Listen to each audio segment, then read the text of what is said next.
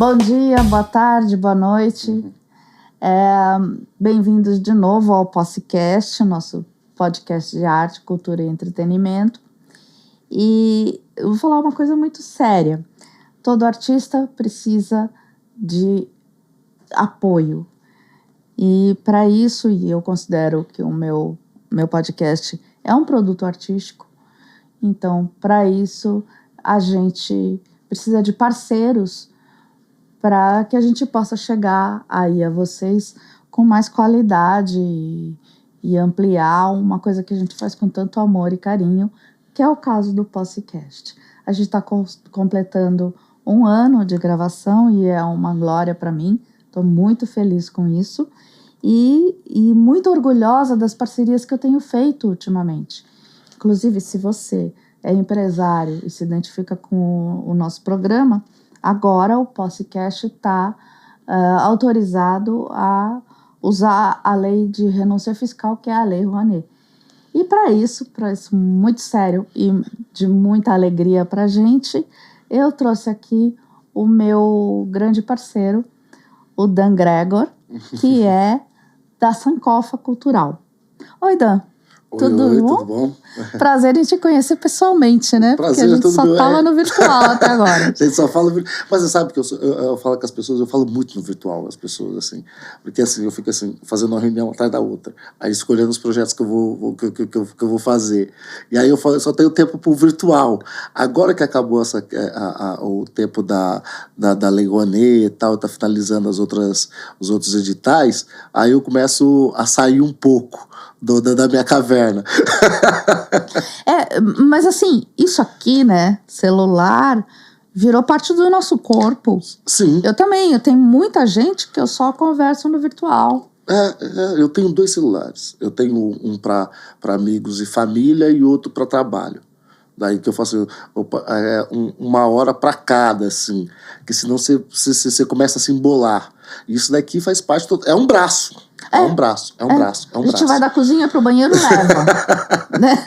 No quarto, coloca do lado da cama pra despertar. Sim. Já. Então ele tá te acompanhando até quando tá dormindo, né? E virou uma coisa natural. Sim. E eu acho que... de boa. Se tem alguém que tá sem celular, todo mundo entra em pânico, né? Esqueci meu celular. Aí todo mundo da mesa, meu Deus, ele esqueceu o celular. E eu acho o celular uma ferramenta incrível, assim. É muito legal. Né? Eu acho que a gente tem que saber para que a gente usa o celular. Entendeu? E aí, às vezes eu pego muito vendo coisas que eu falo assim, putz, isso não tá acrescentando em nada, deixa eu ver um negócio. E aí eu falo assim, porque a gente tem que escolher a forma que a gente vai usar, né, as ferramentas. Como o computador. O computador, você senta lá, você vai trabalhar e tal. E aí, ao mesmo tempo que é uma forma de escape, porque o celular também é uma forma de escape, tem uma forma de comunicação poderosa e uma forma de aprendizado poderosa. Entendeu? Rapidamente você resolve as coisas por ali. E eu acho isso incrível. Mas vamos falar de vida não virtual. Sim. Me conta um pouquinho da tua história. Bom, meu nome é Daniel DM Gregório da Silva. Eu nasci numa cidadezinha chamada Glicério, que ela tem hoje 4.000 habitantes. E aí... Todos assistindo o podcast? Todos! Vamos, gente! Vamos, O Lago Sério, assistiu o podcast aqui. Os glicerianos? Como fala? Glicerienses. Os glicerienses. Sejam todos muito bem-vindos ao podcast com o seu honroso nativo. E aí, eu nasci nessa cidade, e eu nasci numa família que é de baixa renda. E a gente trabalhava na roça. Eu trabalhei na roça, comecei a trabalhar na roça aos 9 anos, assim, acompanhando meus tios, porque eles eram da roça. E um dia, assistindo televisão, eu vi um cara chamado Gilberto Gil. E eu era novo. E aí eu falei assim, eu vou ser artista. Porque preto pode. E eu coloquei aquilo na minha cabeça. Que eu ia ser artista, que eu ia fazer a coisa acontecer. E aí, meus tios trabalhavam na roça e tocavam na igreja à noite. e tinha os instrumentos da igreja e tal. E eu comecei a aprender a tocar violão. Falei, eu vou ser artista, vou ser artista, vou ser artista. E aí, eu tinha um mau comportamento na escola, não era um cara muito legal na escola. E aí eu só queria tocar violão, só queria fazer... E aí eu falava assim, bom, já que ele quer só tocar violão, vamos colocar ele para fazer teatro na escola. E aí eu me achei fazendo teatro. Falei, opa, comecei, e aí eu falei, era o meu mundo. Comecei a fazer teatro. Aí teve um diretor chamado Colevati que me viu fazendo teatro lá na cidadezinha pequena, na escola, porque ele começou a dar um cursinho lá, e me levou para fazer aula com ele na cidade do vizinho, Penápolis. E eu comecei a fazer, e aí tinha um professor que ele não desistia de mim, que era o Wagner. Você tem que aprender a ler, você tem que fazer, porque até eu acho que a 7ª série eu não sabia nem ler. Mas aí esse Wagner, esse professor Wagner, e uma professora chamada Celina, eles ficavam ditando e eu decorando aqui para fazer. E aí eu comecei a fazer, e eles começaram a me mostrar música. E aí eu fui apaixonando por isso. Por causa disso eu comecei a ter que aprender. E aprender a ler, aprender a escrever, porque eu queria escrever minhas próprias músicas, eu queria escrever meus próprios textos, e fui desenvolvendo. E aí teve um episódio em casa que eu não queria mais trabalhar na roça, não queria mais fazer, sabe, o serviço braçal, porque eu falei, putz, eu vou ser artista, porque artista pode. E aí em casa, eu tive uma desavença com a minha mãe, que ela falou assim, bom, aqui em casa a gente tem que comer. Então você tem que escolher, ou você quer ser artista, ou você quer morar em casa, porque na minha casa só vive quem trabalha. Eu falei, então tá bom, você fica com a sua casa que eu vou embora. Uau. E aos 14 anos eu saí de casa, fui morar com a minha avó, e aí a minha avó se mudou, e eu fui para continuar fazendo teatro na cidade de Penápolis, estudando. Eu fui para casa da minha tia, que morava em Penápolis, que é uma cidadezinha maior, que eu acho que tem uns 60 mil habitantes. E aí a cidade me adotou, porque essa professora que ficava ditando, me ensinando as coisas, ela entrou como secretária de cultura nessa cidade. E ela me deu um estágio. E lá eu pude desenvolver e ganhar algumas, fazendo arte, e aí eu fazer alguns cursos, e aí a minha carreira de artista começa aí. E aí eu comecei a fazer teatro, e aí eu comecei a fazer teatro profissional, e aí eu comecei a me desenvolver nessa cidade chamada de Penápolis. E aí aconteceu um fato. Eu estava fazendo um espetáculo, que era direção minha, e eu tinha escrito tal, e chamava Quer Bailar Comigo, de 2 personagens, e tinha feito uma sketch um dia antes, e uma diretora daqui de São Paulo tinha visto a sketch e viu o espetáculo que eu dirigi. Ela falou assim, olha, eu tô montando Os Negros de Jean Genet, eu preciso de um ator negro, só tá faltando um. Você não quer ir para São Paulo fazer essa leitura, que era uma leitura encenada no Parque do Ipiranga? Eu falei, opa, sou eu. E aí eu vim para São Paulo, isso com 18 anos, e nunca mais voltei. E aí a minha carreira profissional mesmo começa aí. Entendi. E aí você foi pela carreira de músico e ator? Músico e ator. Só que daí... aí entra no que eu faço hoje, né, que é fazer projetos via leis de incentivo. Eu comecei a fazer teatro, e aí eu saquei que não tinha dinheiro. A gente fazia bilheteria e não tinha dinheiro. E aí eu falei assim, cara, eu moro a 8 horas de ônibus daqui. Porque disseram ficar 8... Se der... Você ficava indo e vindo de Penápolis? Teve uma época que eu ia, voltava, e ficava a noite inteira. E aí eu falei, putz, preciso alugar um quarto. Ônibus? Alugava. Cara, que doido. E foi loucura no começo, assim. E aí eu decidi, e ela me chamou, vem fazer o Alto da Barca do Inferno, e já mora aqui. E ela tinha ganhado um edital, E ela falou assim, olha, eu consigo te pagar um salário tal, e você faz o tal personagem, e a gente vai trabalhando. Só que daí, a vida de todo artista, né, que a gente precisa de financiamento, o financiamento sempre acaba. E eu me vi nessa de ter que me virar. E aí eu comecei a fazer um trampinho aqui, fazer um trampo ali. E aí eu caí com amigos muito bons, sabe? Caí com tinha um Emerson, que era dublador e tal. A Marli, o Hortolito, que me levou para fazer dublagem. E aí eu fiz algumas coisinhas na Maurício de Souza e tal. E aí elas começaram a me levar. Só que não era o suficiente. E a bilheteria do teatro não era o suficiente, eu tocava num barzinho, não era o suficiente, porque São Paulo é extremamente caro. Qualidade de vida. E quem vem do interior é difícil pra caramba, porque eu não tinha dinheiro. Eu vim pra São Paulo, decidi morar aqui, eu tinha R$600 no bolso. E eu falei, eu tenho que dar certo. Eu tenho que fazer tudo pra dar certo. E a gente começou a trabalhar, fazer a venda de espetáculo, venda de show. E aí eu falei assim, eu vi como essa produtora trabalhava. Ela vendia muito espetáculo para outras pessoas. Eu falei, opa, eu quero também, comecei a vender. E aí eu vendi o espetáculo dela e o espetáculo das outras pessoas. E fazia. E atuava, ia fazer show. E aí eu ficava muito tempo na noite, assim. E fazendo muita coisa para tentar sobreviver. E aí aluguei um quarto, e aí fui morando, depois fui dividir com amigos, e aí a vida começou a meio que se encaixar, entendeu?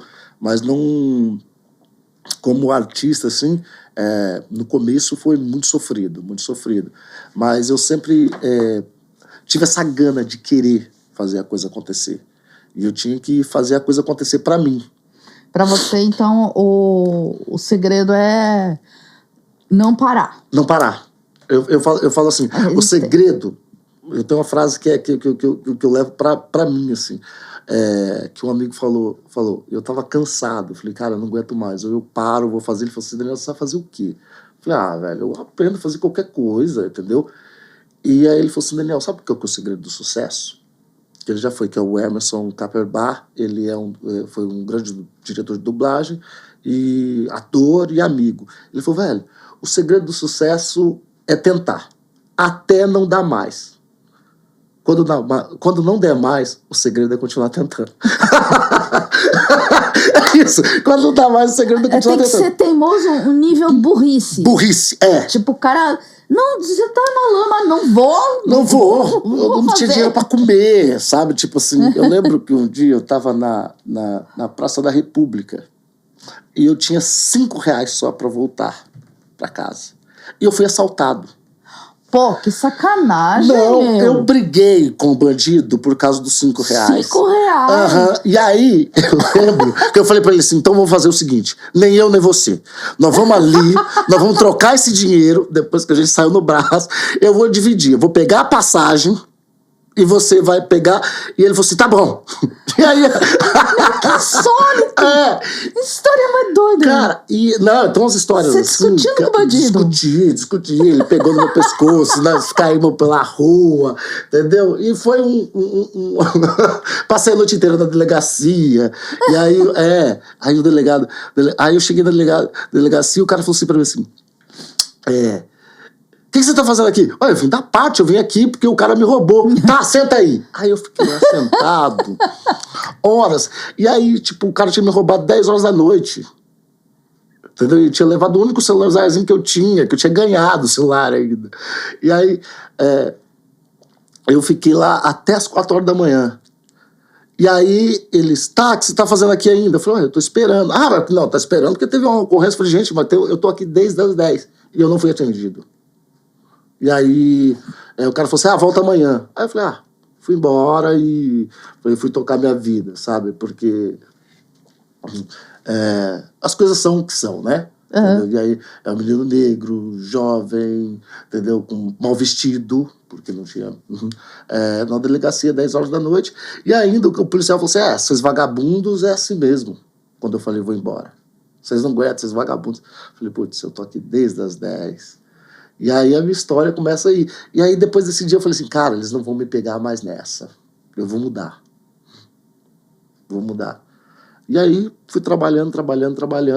E aí os amigos ajudando, porque eu tive muitos amigos incríveis na arte, assim, que me ajudam, que são meus amigos até hoje, que são pessoas que quando eu cheguei aqui, eu tô com já 20 anos em São Paulo.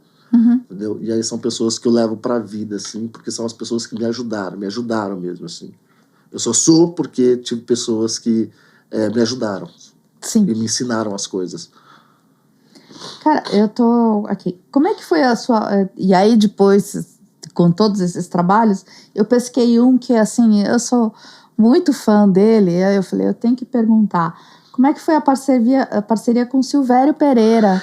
Eu achei ele uma figura fantástica. A gente tem uma música junto. Vem pra... Ô, Silvério, vem pra cá. Vem. Vou pegar esse telefone com ele, hein?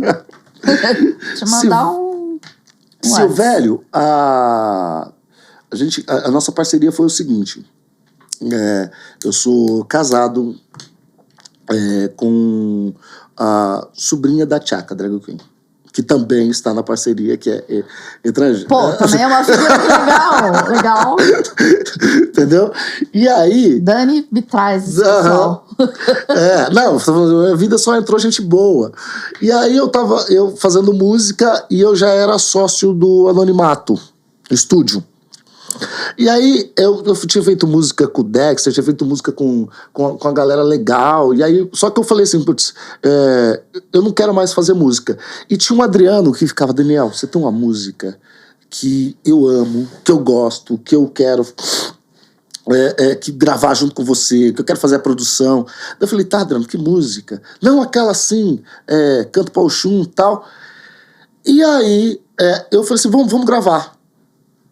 Aí eu tava na casa da Tchaka, bebendo, eu, Tchaka, Silvério e tal, e aí foi o dia que eu conheci Silvério, e a gente conversando, e a gente começou a conversar sobre questões raciais, questões de acesso e tal, e a gente começou a conversar, e eu comecei a contar a história da música pra ele. Daí ele ficou olhando e tal, daí ele falou, nossa, essa música é legal. Aí eu cheguei pro Adriano e falei, Adriano, o que acha se eu chamar o Silvério pra vir gravar com a gente? Aí ele falou assim, tá, mas você consegue trazer ele? Eu falei, não sei, vamos pedir.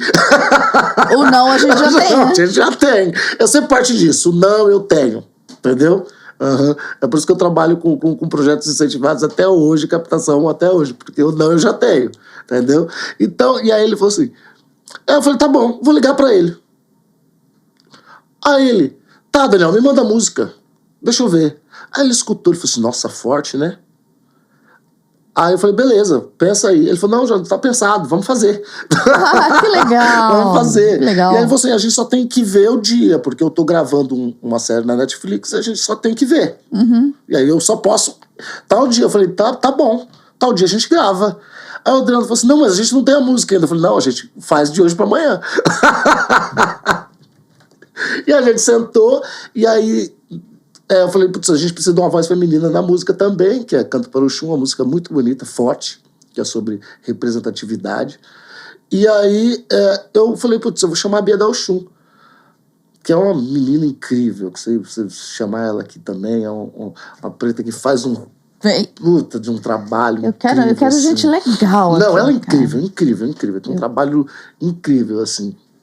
E tá em destaque agora, é uma menina que, sabe, que leva a música muito a sério, leva a arte muito a sério, entendeu? Leva a arte dela muito a sério. Então, e aí ela falou assim, vou. E aí eu juntei Silvério, Tchaka, a Bia, todo mundo numa música só, porque era uma música de representatividade. E aí foi assim que começou a nossa parceria. Entendeu? Que bacana. Eu gosto muito dele, ele é um cara fora do padrão, né? Sim. Total, assim, muito inteligente, livre, muito sagaz, assim, sabe? Gosto muito dele, acho É um cara legal. muito disposto. Entendeu? É um cara muito disposto, é um cara, assim, que eu acho que ele é muito antenado, sabe, em tudo que tá acontecendo. Entendeu? Precisamos de gente assim. E aí você se tornou, então, elaborador de projetos culturais das leis de incentivo por prática mesmo. Foi na prática. Foi fazendo assim, e aí quando você viu, você já estava nessa... Na verdade, assim, foi que eu precisava também fazer as coisas acontecerem para mim. E aí eu comecei a ver como a estrutura funcionava dos grupos e do que eles precisavam. E eu falei assim, e aí eu falava assim, opa, vai ter tal edital. Estamos sem tempo para fazer porque a gente está fazendo isso daqui. Não, deixa que eu vou ajudar.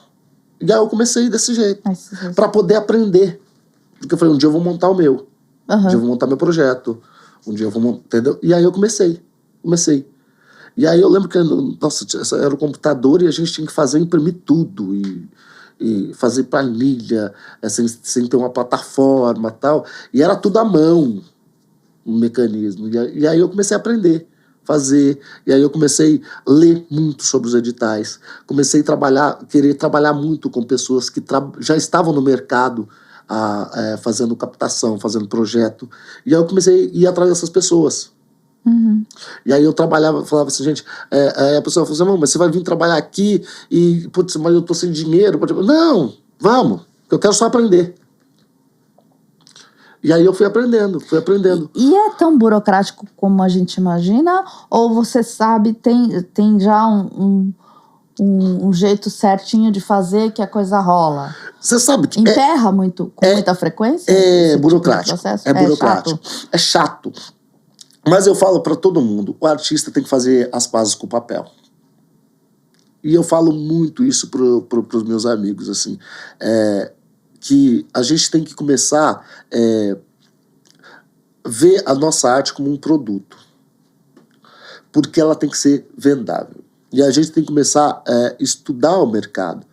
Ser artista é legal, é bom, putz, eu gosto do processo criativo, eu gosto de estar na sala de ensaio. Só que e aí eu entendi que para fazer isso acontecer, eu falei assim, eu precisava de dinheiro. E aí eu falei assim, como eu vou fazer a coisa acontecer sem?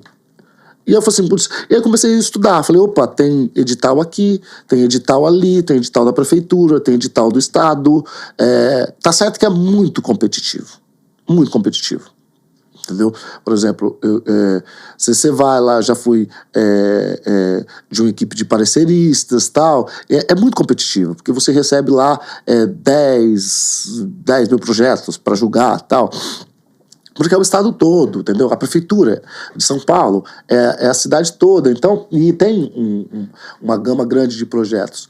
Só que depois que você vai estudando, você vai se aprimorando, você vai vendo, olha, e ler os editais é fundamental. Ler, sentar e falar, eu vou ler isso daqui, eu vou ver tudo que tá rolando nisso daqui. Todas as regras. Porque, às vezes, a pessoa é eliminada por uma coisa besta. Você tinha que colocar 3% para um negócio, você vai lá e coloca só 2,5%. E aí entendeu? Não entra. Não entra. Entendeu? Sabe, tipo, o edital é de 1 milhão. Entendeu? Aí a pessoa coloca 999,93. E aí a pessoa... E aí você vai pegando jeitos de fazer, sabe? E você vai pegando jeitos. Por exemplo, na lei de incentivo, eu gosto muito das leis fiscais, como Lei Rouanet, PROAC, CMS e PROMAC, que é a lei que ela te dá um pouquinho mais de liberdade porque você vai negociar direto com a empresa. E aí é mais estratégico. O que você vai oferecer seguindo as regras para a lei, para que ele seja aprovado, e o que você vai oferecer pro patrocinador. Então são dois tipos de trabalho, entendeu? E aí as pessoas acham que eu vou fazer o projeto aqui e ele vai passar lá e eu vou pegar o dinheiro ali, que vai ser fácil. Não, por quê? Você tem que estudar o seu próprio projeto. E aí, quando eu falo com as pessoas, eu falo assim, o que a gente vai oferecer? Entendeu? Que é o projeto de venda, que é o pitch que você vai fazer depois. O que eu aprendi uma experiência aí que eu fiz, né, num curso, a gente não está acostumado a oferecer. E é a primeira coisa. Exato. A gente quer falar muito do nosso projeto. Você fica muito carente. Aí eu preciso. Não, o que eu tenho pra oferecer. Qual é o presente que eu tô te dando? Exato. Entendeu? Se eu chegar já nessa postura, as coisas rolam com mais e você sabe que eu acho, as pessoas falam pra mim, eu fiz isso e não captei. As pessoas acham que elas vão chegar, vão fazer o projeto e vão captar no outro dia. Eu só tenho um caso que isso aconteceu, que foi um sanfoneiro chamado Mário, no interior de São Paulo, que ele acabou de fazer um projeto chamado Nordeste em Mim, que eu aprovei o projeto num dia, fui falar com ele no outro, ele explicou exatamente, ele foi numa porta de uma empresa, explicou exatamente pro cara aquilo que eu tinha explicado pra ele, o que ele ia oferecer. Eu falei, não fala sobre o seu projeto, fala sobre o que você vai oferecer. E aí, com 3 dias, ele conseguiu o patrocínio. Mano, quem que é o cara que eu... Cara, eu achei isso incrível. Cara. A empresa abençoado, gente, você tá com um lugar no céu, ponto. Já. Não, eu falei, E aí também é uma percepção que eu vejo das pessoas do interior com as pessoas de São Paulo. As pessoas do interior, elas têm muito mais sucesso. Por quê? Elas levam como São Paulo, as pessoas têm essa visão de que é a cidade da oportunidade, é a cidade do sucesso. As pessoas, elas são mais imediatistas. O interior, eles têm eles levam como a vida.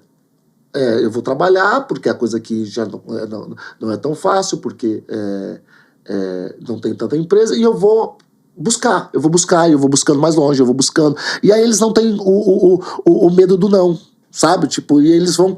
E aí, eu tava falando para as pessoas, as pessoas que eu dou consultoria, 90% das pessoas que eu faço consultoria no interior conseguem o patrocínio em menos de 1 ano. Porque eles vão atrás, eles não têm medo.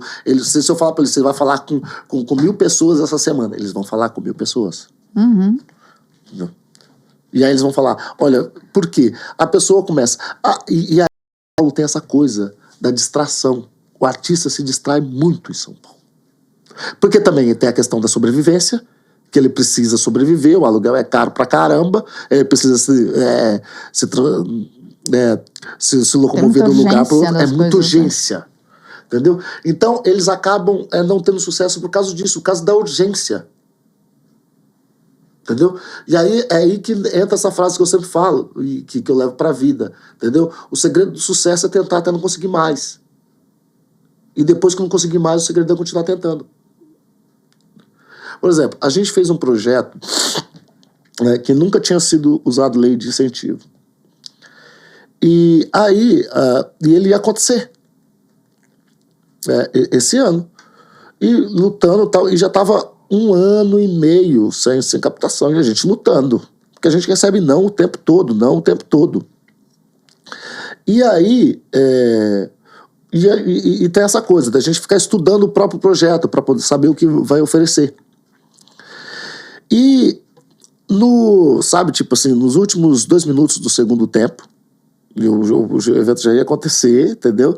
A gente conseguiu uma puta grana para fazer. Não era grana o total do projeto, mas já dava para fazer e ficar legal.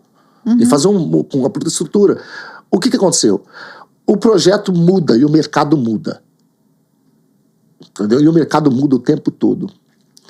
A gente resolveu falar da COP30 dentro do projeto. E colocar as coisas da COP30 e focar no ISG, focar no Brasil que a gente quer pro futuro, o projeto cultural que a gente quer pro futuro, a sustentabilidade do projeto e querer casar junto com as empresas. E aí foi onde o patrocinador entrou, falou, opa, isso me interessa. Então, porque isso está linkado com as políticas da empresa. Então, quando a gente vai fazer um projeto, a gente tem que sacar que é isso. Então, tô vendo aí que falta para o artista essa visão externa. Exato. A gente fica muito focado naquele nosso nosso mundo naquela peça, naquela história. Sim. E esquece de ampliar. O e aí o empresário não consegue contato. Ele até, às vezes, tem a boa vontade, mas não consegue fazer a liga. Não consegue fazer a liga, exatamente. O que a minha empresa tem a ver com esse cara legal que eu tô conversando aqui, que eu tô achando bonita a história dele, mas... Exato. Não tá mas onde eu entro? Aonde que o meu público entra? Minha loja de parafusos dentro do seu... num romance lá que o cara escreveu. Então, e aí que entra essa coisa das pessoas aprenderem a fazer, dentro dos seus projetos, ativação de marca. Tá certo que na lei você não pode dar... pegar o dinheiro da lei para usar para a marca. Mas é como essa marca vai ser usar para a marca, entendeu? Você pegar o projeto e vai investir na marca. Não, entendeu? A marca vai investir no seu projeto. E dentro do seu projeto vai estar inserido a marca. E como você vai fazer essa marca estar inserida e ter visibilidade através do seu projeto? Porque é aí que está o pulo do gato. É você pensar em tudo isso. É o que eu vou fazer de entrega, entendeu? O que eu vou entregar? Eu vou entregar meu projeto, mas o que dentro do meu projeto, entendeu? Eu vou fazer de entrega que vai agregar para a marca. Esse pensamento é muito difícil pra gente. Você faz isso. E aí eu consigo fazer hoje isso porque foi um exercício diário. Eu tô trabalhando com isso há 20 anos, que eu comecei assim, sabe, tentar entender esse processo há 20 anos. E aí vai de edital para edital, porque existe o edital institucional, que são aqueles que te dão dinheiro direto, e tem as leis de incentivo fiscal. Os que te dão o incentivo direto é muito sobre o seu projeto. Aí sim é muito sobre o seu projeto. Aí você vai debruçar em cima do seu projeto e da entrega institucional que você vai fazer para aquela empresa, seguindo as regras, para que eles possam te dar o dinheiro. Sim. E aí seu projeto tem que ser o mais interessante possível. Quando a gente fala dos nossos projetos, a gente tem essa coisa de falar assim, e aí ter a empolgação de falar do nosso projeto. E aí eu lembro que uma coisa falou assim, quando você tem que perceber em cena, e aí eu falo assim, essa é ser muito ator, perceber em cena quando você se emociona demais, talvez você não está se emocionando o público. Então é isso, é emocionar o público, é emocionar o cara que tá ali julgando seu projeto. Você fala assim, putz, isso é legal, isso me interessa. E aí a gente tem que ver o que dessa emoção a gente vai passar pro parecerista e pro público, o parecerista tem que atingir. Por quê? É dinheiro público, você não pode falar, eu vou fazer esse projeto vai ser... E aí, tendo um projeto lá, só atingir 12 pessoas. Então, porque o Estado também, nos seus editais, como PROAC, PROMAC, lei de... Vamos lá, da consciência, de racial. Eles querem atingir um público. E eles querem atingir o máximo de pessoas. Entendeu? E aí trabalhar isso, pegar esses pontos e estudar isso também, sabe? Estudar isso também. Tá, vamos para essa finalidade. Vamos para isso. Entendeu? Nós vamos, porque o interessante não é o seu projeto em si, é a outra ponta. Entendi. Entendeu? Nossa, é bem legal. Como é que está o mercado atualmente? Uhum. Tá? Isso já... essas leis existem há um tempão, né? Sim. Mas já se incorporou na cabeça dos empresários, de um modo geral, essa possibilidade. Eles enxergam já que tá patrocinando uma obra de arte tá investindo no futuro. Eles entendem isso? Exato. Eles entendem. Hoje já entendo. Não como vou lá ajudar o cara. Não, eu vou pegar minha marca e vou botar num outro patamar, eu vou atingir mais gente, eu vou ficar. Isso é muito legal. O Antônio Fagundes falava, ele tinha Isso da época que as peças de teatro tinham os programas, e era muito legal, que é um caderninho Sim, eu acho aquele com incrível. fotos e com história da peça, e lá Eu sou super a favor de fazer uma isso. página inteira com Sim, patrocinador. isso. E o Fagundes falava isso, cara, o cara que tá me patrocinando, ele tem que ter a consciência de que isso aqui vai ficar para sempre. Ele tá botando num papel, que é uma coisa que fica, a marca dele. Exato. E é Então, sobre... e aí, no meu caso, por exemplo, eu colecionava esses programas. Toda peça que eu ia, até hoje, quando eu vou numa peça, eu fico super sem jeito quando não tem o programa. Agora não tem mais, né? É um QR Code e você acessa. Eu guardo. Então, na minha casa, eu tenho programas e os patrocínios de 30, 40 anos atrás. Isso. De Antônio Fagundes, de Paulo Otran. Pô, o cara fez história. Isso E aí a marca tá do lado do cara. E é sobre isso que eu falo para as pessoas. As pessoas têm que entender também. Daqui quando vai fazer entrega. 100 anos depois, alguém vai pegar aquilo lá e falar, nossa, olha que legal. E de falar assim, olha, e aí é uma das entregas. Olha o projeto que eu estou entregando e aí a sustentabilidade do projeto. Olha só, e isso daqui, e aí as empresas estão preocupadas com isso. Qual que é a sustentabilidade do seu projeto? Entendeu? E aí a sustentabilidade do projeto é quanto tempo esse projeto vai durar, se vai durar muito tempo. Porque o cara quer olhar lá e falar assim, nossa, 20 anos depois, olha só, eu estava aqui. E isso está acontecendo. Olha só, essa companhia fez esse espetáculo aqui. Olha só, ela está aqui ainda fazendo. Que é a coisa dos musicais.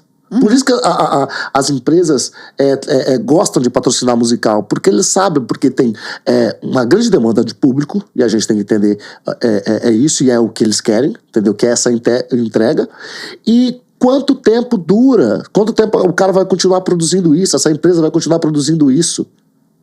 Entende? E, por exemplo, que nem o Beijo da Mulher-Aranha, o cara que patrocinou isso sabe. Entendeu? O cara que patrocinou as noviças, o Wolf lá, putz, ele vê que o patrocínio dele tá lá. E as pessoas sabem que esse espetáculo aconteceu e que teve tal tipo de apoio. Então, e as empresas estão ligadas nisso, o mercado está ligado nisso. A sustentabilidade do projeto, quanto tempo isso vai durar. Entendeu? Porque ele entende que a marca ela vai se perpetuando, entendeu? E eles querem isso. Por isso que eles fazem as suas fundações, para entender qual que é o tipo de projeto que estão ligado com as políticas da empresa. Entendeu? Muitas empresas fazem isso, fazem seus institutos e passam o dinheiro já para o instituto pesquisar esses projetos e saber onde eles vão investir. E por quê? Eles querem estar lá há 20 anos depois, entendeu? Por isso que as entregas são muito importantes. Olha, eu vou entregar um livro do meu espetáculo. Putz, eu vou fazer aqui, depois que eu fazer toda essa temporada de um ano, eu vou fazer um livro do podcast e a gente vai entregar para o patrocinador, vai estar lá com todas as entrevistas. Nossa, que delícia, cara. Ia ser maravilhoso. Isso é uma entrega. Ia ser incrível. Entendeu? E tanta coisa incrível, tanto papo bom que a gente tem aqui e que enriquece tanto. E é isso. E aí ele fala assim, olha só, o patrocinador vai estar do lado de todas essas pessoas. E é essa entrega, e é esse papo que as pessoas têm que entender, que tem que ter com os futuros patrocinadores. Eles estão, o mercado tá bom para isso? O mercado tá, as pessoas estão? Nossa, tá ótimo. Por exemplo, as empresas estão entendendo isso. Até o mês passado saiu uma pesquisa sobre a Lei Rouanet, que as empresas já tinham investido 3 bi e estavam esperando para investir mais 2,7 bilhões na Lei Rouanet. Contem com o podcast para isso. Isso! Entendeu? E aí é como a gente oferece o nosso produto. Né? O mercado está aquecido. Por exemplo, o PROAC ele abre o ano todo, o PROAC CMS. Mas você vai ver, quando você vai... o mês passado acabou o dinheiro que eles deram de isenção. Então, o mercado está aquecido. Tem tido uma injeção. Por quê?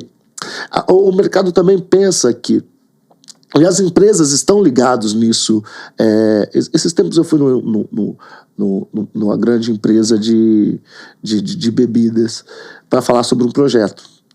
E eles estavam pensando exatamente nessa coisa. O mercado está aquecido, eu posso usar uma fatia do meu imposto para investir no meu marketing cultural. E esse dinheiro não vai sair do meu budget de marketing. E aí, com o meu marketing, com o dinheiro, eu vou fazer outra coisa. Olha só, que legal, cara. É isso. E a lei... Você está otimizando tua presença. É isso. E a lei serve para isso. Ao mesmo tempo que o cara investe no projeto num filme, entendeu? No espetáculo de teatro, e ele tá fazendo o seu marketing cultural, tá colocando o seu nome ali, e aí colocando o nome dele também na cultura, historicamente na cultura, entendeu? Ele tá movimentando um mercado de economia criativa, o terceiro setor. E aí, através do dinheiro dele, ele está movimentando uma cadeia de empregos. E essa empresa de bebidas estava tentando entender, com o dinheiro da lei, que ela é aplicada no projeto, o que ela estava investindo na cadeia produtiva do terceiro setor. Nossa, gente... É uma bola de neve. E aí eu tava explicando pra eles, eu falei assim, cara, é louco. Eu falei assim, porque cada R$1 que você investe do seu imposto aqui, entendeu? Volta 1,63 pro PIB. Produto Interno Bruto. E aí o setor, com um pouco de investimento que tem, porque ainda é pouco, que a gente tem aí de investimentos de leis, se a gente for ver, a gente tem 9% e tal, que é pouco e nem todo mundo tem esse acesso, porque as pessoas, e a gente está caminhando para que as pessoas tenham esse acesso, de investimento que se tem, com o tanto que se devolve para os cofres, é muita grana. E é uma cadeia produtiva. E aí eu já estava explicando que a empresa queria saber, com o dinheiro desse imposto, qual que era a cadeia produtiva que a gente estava alimentando. E eles falaram assim, cara, é tudo isso. Eu falei, é tudo isso. Em vez... diga que sim, e você, sociedade, diga que sim. Saiu aquela impressão, aquela ideia totalmente maluca de que eu tô gastando com a arte, tô dando dinheiro para arte. Não, e você tá... Em vez de dar o seu dinheiro para o governo e não saber para onde ele vai, esse imposto, você tá que você é obrigado a pagar para o governo, em vez de jogar no governo e esse dinheiro se dissolve e você não sabe realmente qual foi a melhoria que o seu esforço produziu, não, você está direcionando para uma coisa que vai... Imediatamente você vai perceber o investimento, você vai receber o retorno. Exato, por exemplo, o cara investe você vai R$1 para fazer o asfalto da rua e o asfalto não é feito, foi para onde? Vai R$1 para fazer uma peça de teatro, você vê a peça de teatro. Você vê a peça do teatro. Aí você vai ver seu nome. Você vai ver seu nome. E seu nome vai estar vinculado além dos empregos que você gera na sua empresa, através do seu imposto, você vai gerar um monte de emprego, porque tem a costureira, tem a camareira, tem um ator, tem um produtor, tem o hold, tem um diretor de palco. E você vai vendo. E aí você vai ver o pipoqueiro, porque ele vai estar lá na frente. Você não está gastando a mais. Exatamente Você está direcionando o teu investimento. Você estava investindo no governo.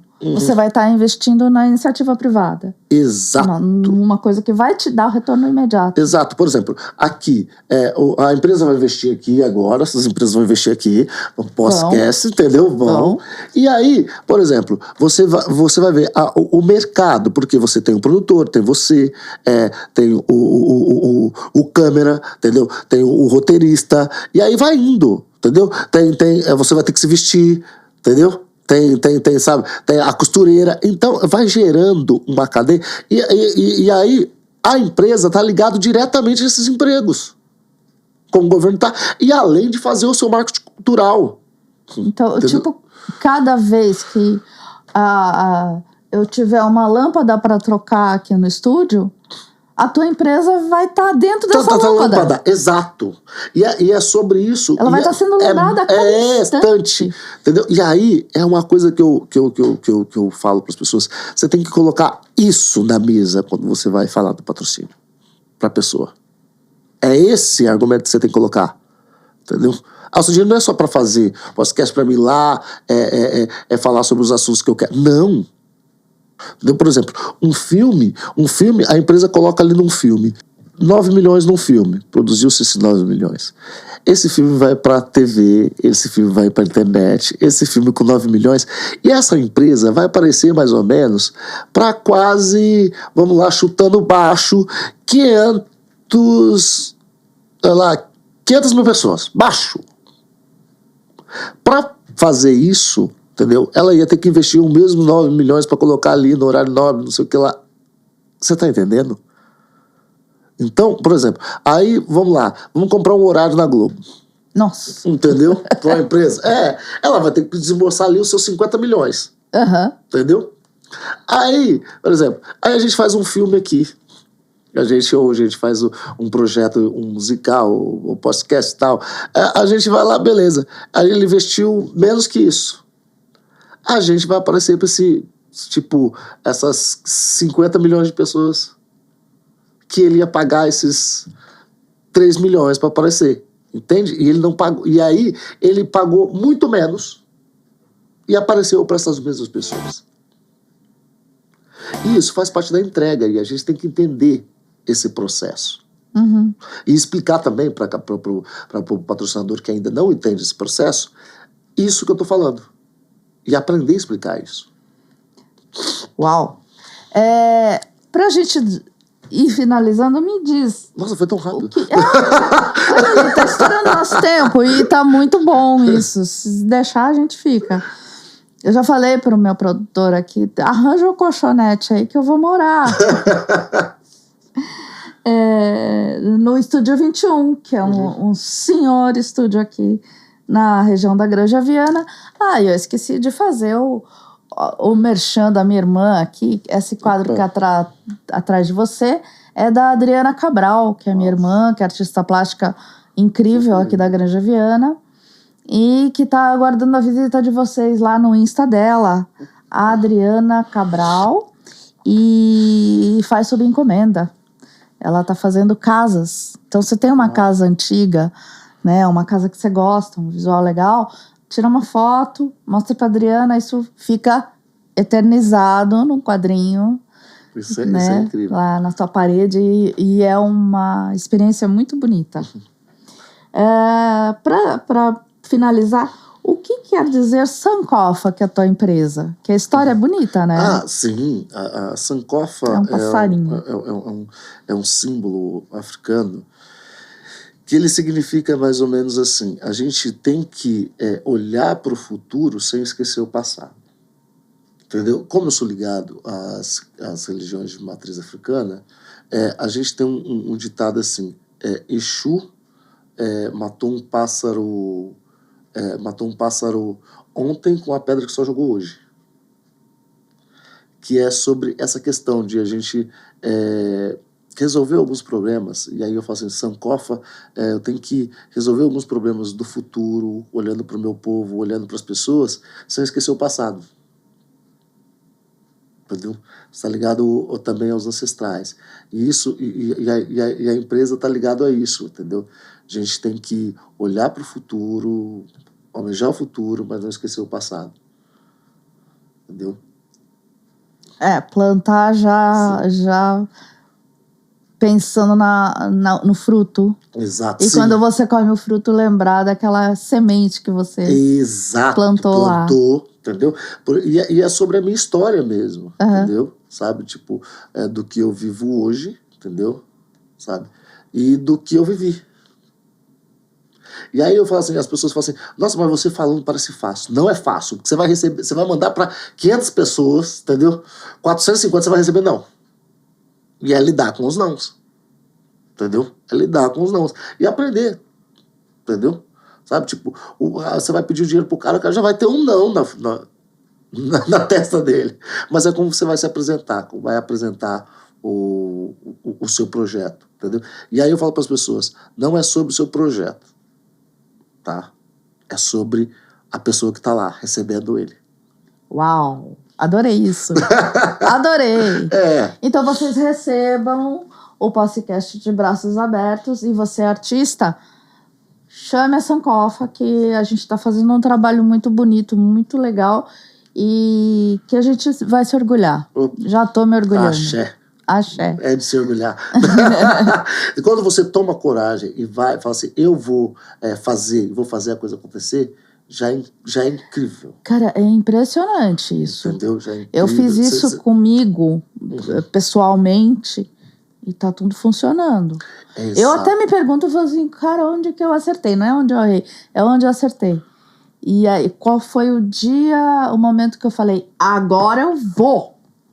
Exato. E quando eu comecei a falar... E aí, cara, faz assim, ó. Abre. Impressionante. É mágica. Sim, quando eu comecei a mexer com leis, foi exatamente isso. Foi assim, eu vou fazer. Porque agora eu tenho que fazer o meu. Entendeu? Sabe? Eu tenho que me sustentar, entendeu? Eu não sou assim, vamos pensar no futuro lá. Não. O futuro só existe se eu comer hoje. Não é? O futuro só existe se eu comer hoje. Dá o teu serviço aí. Opa! Rede social, telefone. Pessoal, é só entrar lá no Sankofa Cultural, tá? O Instagram. Lá tem o nosso telefone. Eu não sou ruim de decorar telefone, entendeu? Ou senão você entra no site www.sankofacultural.com.br. Lá vai ter todos os nossos contatos. Você pode entrar em contato com a gente lá. A gente dá consultoria, elabora o seu projeto, pensa no pitching para você, entendeu? E vê os diferenciais que o seu projeto tem. É só vir com a gente que a gente vai fazer o possível para te ajudar. A gente não consegue ajudar todo mundo, mas a gente se esforça para fazer. Sankofa escreve com K. Isso, Sankofa escreve com K. Tá bom? Legal?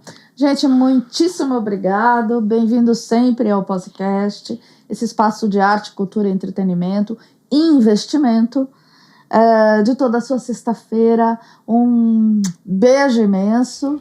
E tivemos aqui com o Dan Gregor, da Sankofa. Axé. Abraço. Obrigada.